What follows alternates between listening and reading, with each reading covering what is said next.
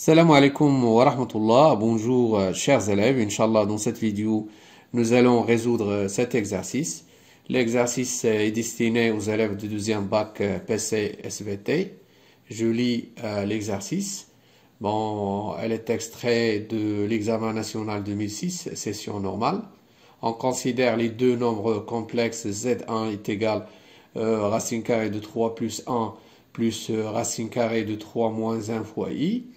Z2 est égal donc racine 3 moins 1 plus racine 3 plus 1 i. La première question, donc montrer que Z1 au carré est égal à 4 fois racine carrée de 3 plus i et Z2 est égal à i fois Z bar 1. D'accord, donc on commence donc voilà, donc sans plus tarder, on passe directement à la solution. La première question. Montrons que Z1 au carré égale à 4 fois racine 3 plus i. D'accord. On a Z1 au carré égale, donc Z1 au carré, donc ici nous avons l'expression de Z1, racine 3 plus 1, plus racine 3 moins 1 fois i. D'accord? Alors, entre parenthèses, racine 3 plus 1, plus racine 3 moins 1 fois i. Donc ça, le tout au carré. D'accord? Alors, si nous avons, donc ça c'est une identité remarquable. Donc, a carré plus b carré plus 2ab. Donc, voilà. Donc, ça c'est donc a. Voilà. Plus donc 1 le tout au carré, plus donc ça le tout au carré, donc i au carré c'est moins 1, donc on aura donc, voilà, moins racine 3 moins 1 le tout au carré, plus 2 racine 3 plus 1 fois racine 3 moins 1, pardon, fois i, d'accord, voilà, donc alors, toujours identité remarquable. Donc ça au carré c'est 3, plus 1 au carré 1, plus 2 racine 3, moins donc ça au carré c'est 3, donc plus 1 au carré, moins 2 racine 3. D'accord? Plus, donc ça c'est l'identité remarquable. Donc a plus p fois a moins p. Donc voilà, donc ça au carré c'est 3, moins 1 au carré. Donc, fois i. Alors, ceci est égal. Donc, on a 4 ici. 3 plus 1, c'est 4. Donc, moins 4. Donc, c'est 0. Donc, 2 racine 3. Donc, moins 2 racine 3, c'est plus 2 racine 3. Donc, ça, c'est 4 racine 3. Plus, donc, 2 fois 2. Donc, ici, on a 2 fois 2, c'est 4. 4i. D'accord? Alors, on factorise donc par 4. Et on aura donc le résultat demandé, bien sûr. Donc, Z1 au carré est égal à 4 fois racine 3 plus i. Alors, maintenant, montrons que Z2 égale à i Z1 bar. Donc, voilà, montrons que Z2 égale i Z1 bar. D'accord? Nous avons Z2, l'expression de Z2. Voilà, Z2, racine 3 moins 1, plus racine 3 plus 1 fois i. Donc voilà, donc racine 3 moins 1, plus racine 3 plus 1 fois i. D'accord? Alors, donc vous connaissez, donc i au carré c'est moins 1. Alors, moins i au carré c'est 1. Donc, on va multiplier ça par 1. Fois racine 3 moins 1 plus racine 3 plus 1 fois i. D'accord? Donc, on factorise donc par i. Donc, on factorise par i. Donc, alors, donc, i, on aura racine 3 plus 1. Voilà, racine 3 plus 1. Et ici, donc, on aura donc moins i, puisqu'on a factorisé par i, moins i fois racine 3 moins 1. Donc, remarquez bien que ça, c'est Z1 bar. Donc, regardez bien Z1 bar. Z1 bar. Donc, ça, on va avoir ici le signe moins. Donc, voilà. Et voilà, facilement. Ceci est égal à, donc, I fois Z1 bar. Voilà le résultat demandé, bien sûr. La question suivante. On déduire une forme écrire sous forme trigonométrique le nombre complexe 4 fois racine 3 plus I. D'accord? Donc, voilà. Deuxièmement, la deuxième question. 4 petit a, 4 fois racine 3 plus I. Oui, 4 fois racine 3 plus I, oui. C'est 4, oui, sous forme trigonométrique. Donc, sous forme trigonométrique. Sous forme trigonométrique. D'accord?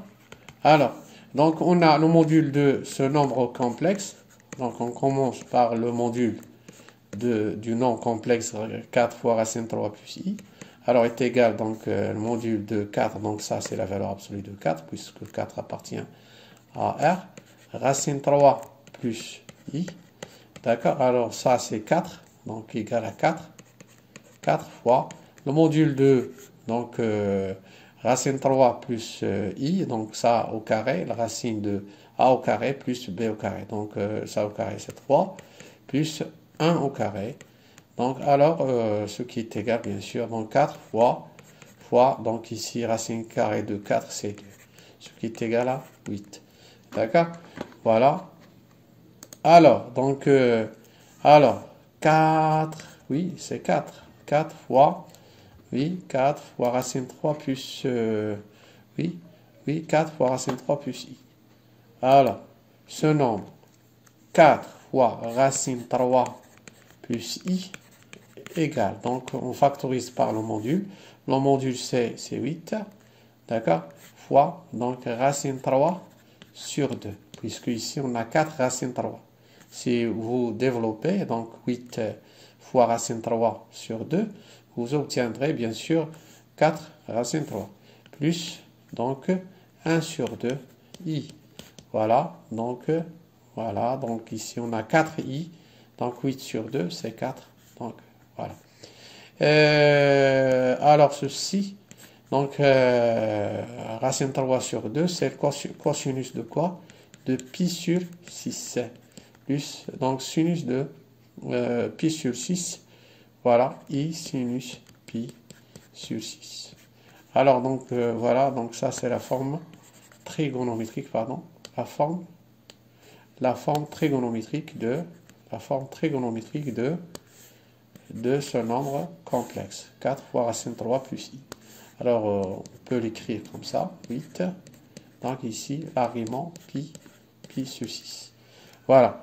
Donc, la question suivante, on déduire une forme trigonométrique de chacun des nombres Z1 et Z2. Alors, vous voyez donc une relation entre Z2 et Z1. Voilà, ici, nous avons Z1 au carré égale 4 fois racine 3 plus I. Voilà. Alors, donc, pour cette question, on va donc déduire, donc P, déduisant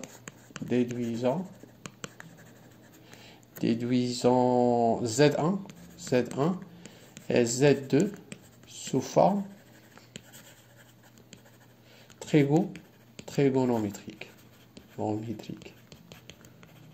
C'est clair? Bon, alors, nous avons donc, bon, bien, donc on va poser, donc on pose Z1 égale à Rθ. Donc, bien sûr, donc, puisqu'on a Z1 au carré est égal 4 fois racine 3 plus I. Alors, Z1 au carré Donc, avec bien sûr ici le module de Z1, c'est R. Et donc, θ, donc argument de Z1, congru à θ modulo de pi. D'accord? Voilà, on a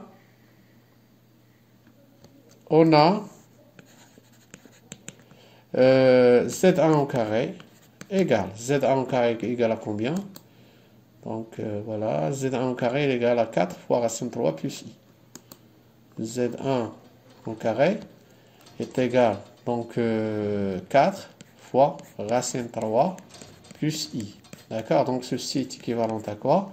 Alors Z1, donc R, θ, donc voilà, égale donc 4 racine 3 plus I. Alors, donc d'après Moivre, ceci est égal à R au carré, 2θ, voilà, 2θ, donc égal, donc la forme trigonométrique de ce nombre, donc c'est, voilà, c'est la forme trigonométrique de, la forme trigonométrique de ce nombre, bien sûr, 4 fois racine 3 plus I, c'est 8 pi sur 6. Alors donc ceci est équivalent, R au carré égale à 8 et 2θ, donc congru, donc voilà, pi sur 6 modulo de pi. Alors, ce qui est équivalent, donc R, c'est la racine carrée de 8, donc 8, 2 fois 4, donc est égal 2 racine carrée de 2. Et θ, congru, pi, donc on va diviser par 2, donc pi sur 12, mais attention, donc vous devez donc diviser 2 pi par 2, donc modulo pi. Donc voilà, θ congru à pi sur 12, modulo pi.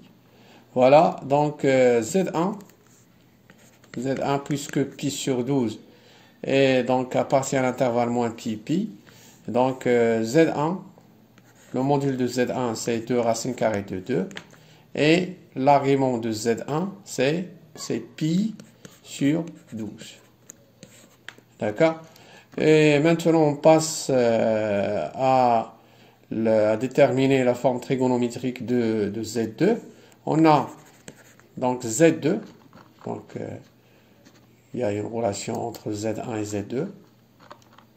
Z2 égale à I Z1 bar. Voilà. Z2. On a Z2. On a Z2 égale I Z1 bar. D'accord? Alors, donc, si nous avons donc Z égale à donc Rθ, avec R c'est le module de Z, θ l'argument de Z. Donc, Z bar, on aura Z bar égale à R moins θ. D'accord? Donc, Z2 égale à I fois Z bar 1, ce qui est égal, donc I, c'est le module de I, c'est 1, fois donc son argument, bien sûr. Donc, son argument, l'argument de I, c'est pi sur 2. Voilà, donc ça, c'est la forme trigonométrique de I, fois, donc, Z1 bar. Donc, on aura donc Z1 bar, c'est le module de Z, Z1, c'est 2 racine carrée de 2. Voilà, et on aura donc moins pi sur 12. Moins pi sur 12. Alors, si nous avons un produit, R1, θ1, donc par exemple, ça représente Z1, fois R2, θ2. Alors, bien sûr, R1 et R2, ce sont des modules de Z1 et Z2. Voilà, donc ceci égale R1 fois R2, donc θ1 plus θ2. Voilà, donc le produit des modules est égal dans 2 racines carrées de 2. Donc ici, la somme de leurs arguments, bien sûr, pi sur 2, plus moins pi sur 2, sur 12, pardon. Alors, ceci égale 2 racines carrées de 2.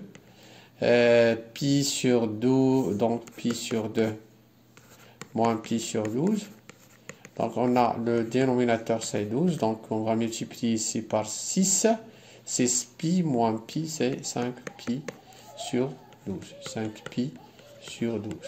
Voilà donc la forme trigonométrique de Z2. Donc cosinus 5 pi sur 12 plus i sinus 5 pi sur 12. Voilà, on passe donc à la question suivante.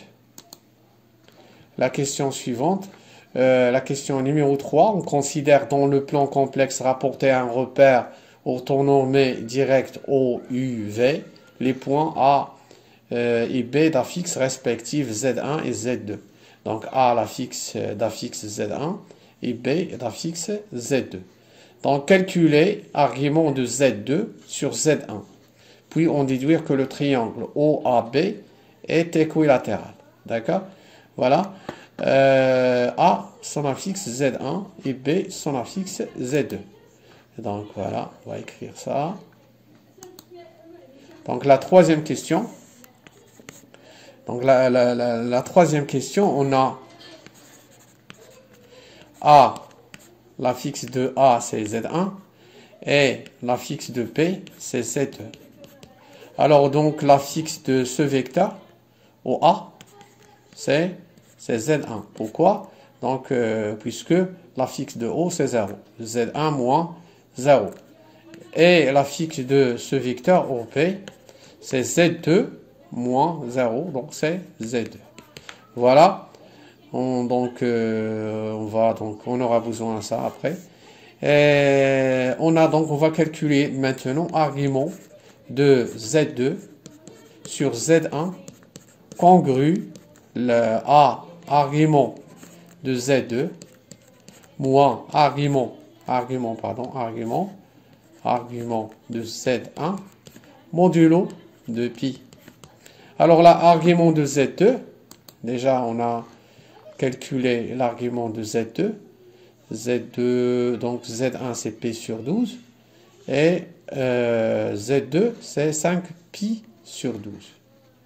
D'accord? Z1 pi sur 12 et donc Z2 donc 5 pi sur 12.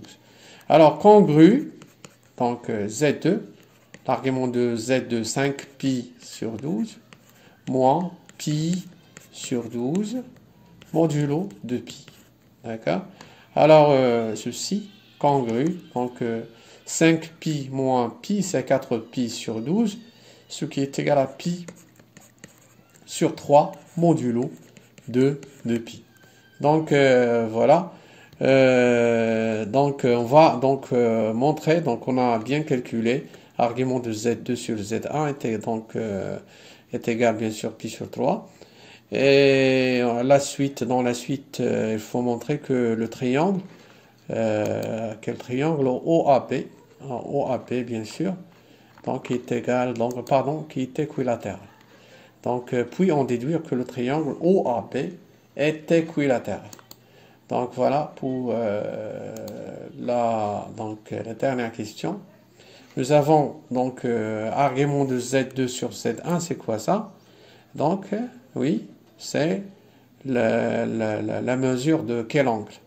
Donc ici, donc Z2, on a OA, OB. Donc voilà, la mesure de cet angle, c'est l'argument de, puisque l'affixe de ce vecteur, c'est Z2. Z2 moins 0. Z2 moins 0, donc est égal à l'argument de Z2 moins 0 sur Z1, ZA moins 0. Donc ZA c'est Z1 moins 0, donc modulo de pi.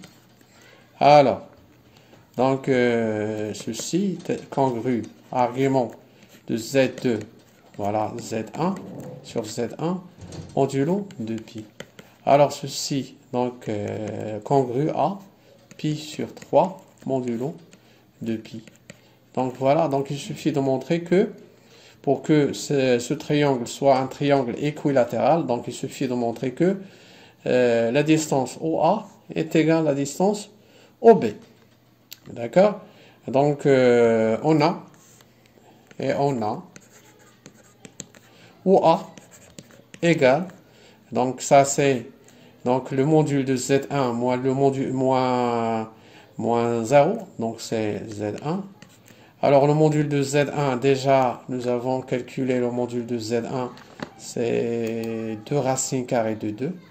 Oui, 2 racines carrées de 2. Et Z2 aussi, c'est 2 racines carrées de 2. Voilà. Donc 2 racines carrées de 2. OB, c'est le module donc de Z2. Alors, 2 racines carrées de 2. Donc, d'où OA égale OB. Voilà. Donc, nous avons ça. Et nous avons donc la mesure de cet angle. Donc, voilà. Donc, de 1. Donc, ça, c'est 1. Et ça, c'est 2. Donc, de 1, d'où de 1 et 2, on déduit que le triangle OAB est équilatéral. Donc voilà, j'espère que vous avez bien compris. Et à la prochaine vidéo, Inch'Allah. Assalamu alaikum wa rahmatullahi ta'ala wa barakatuh.